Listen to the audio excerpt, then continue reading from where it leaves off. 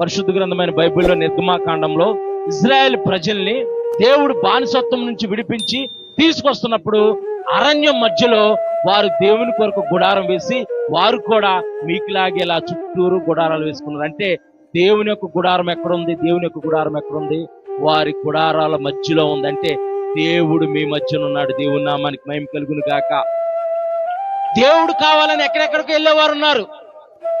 దేవుడు ఎక్కడున్నాడు, అక్కడున్నాడు, ఇక్కడున్నాడు, అక్కడున్నాడు అని వెళ్ళి ప్రయాసపడే వాళ్ళు ఉన్నారు. కానీ దేవుడే మీ మధ్యన ఉంటున్నాడు. దేవుని నామానికి మహిమ కలుగును గాక.